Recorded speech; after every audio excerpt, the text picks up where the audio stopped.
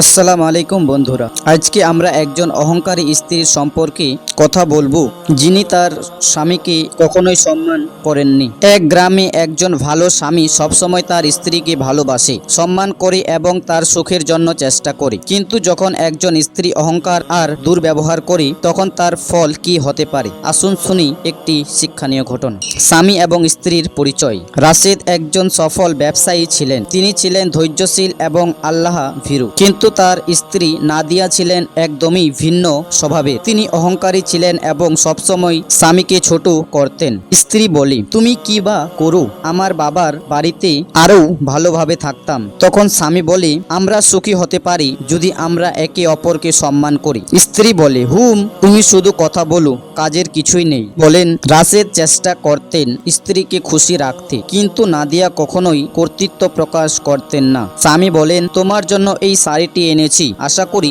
ভালো লাগবে। স্ত্রী রাগে বলেন, এটা তুমি কি জানো আমি কত দামি পোশাক পরি? এসব সস্তা জিনিস আমাকে দিও না। স্বামী কষ্ট পেয়ে চুপচাপ থাকেন। স্বামী রাত্রে পড়েছেন এবং দুহাত তুলে দোয়া করেছেন, হে আল্লাহ, তুমি আমাকে ধৈর্য দাও অথবা আমাকে এই কষ্ট থেকে মুক্তি দাও। একজন ধৈর্যশীল স্বামী কষ্ট সহ করতে পারেন, কিন্তু আল্লাহ সবকিছু দেখেন এবং ন্যায় বিচার করেন। স্ত্রীর বিপদ। স্ত্রী হঠাৎ অসুস্থ হয়ে পড়েন, বিছানায় শুয়ে আছে। অল্প কিছুদিনের মধ্যে নাদিয়া মারাত্মক অসুস্থ হয়ে পড়েন। চিৎকার করানো হলেও তার অবস্থা কোনো উন্নতি হয়নি। স্ত্রী বলেন, আমি যা করছি তার শাস্তি হয়তো পাচ্ছি, আমি ভুল করেছি। স্ত্রী কাঁদছেন, স্বামীর হাত ধরে ক্ষমা চাইছেন। বলেন, রাশিদ, তুমি সবসময় আমার ভালো চেয়েছো, কিন্তু আমি তোমাকে সম্মান দেইনি, আমাকে মাফ করে দাও। স্বামী কষ্টে বলে, আমি তোমাকে মাফ করলাম, আল্লাহ যেন তোমাকে মাফ করেন। কোন পরিণতি? স্ত্রী জানাজা হচ্ছে, স্বামী দাঁড়িয়ে আছে, কিন্তু নাদিয়ার জন্য অনেক দেরি হয়ে গিয়েছিল। অহংকারের কারণে তিনি তার সুখ নষ্ট করেছিলেন এবং অবশেষে পৃথিবী ছেড়ে চলে গেলেন।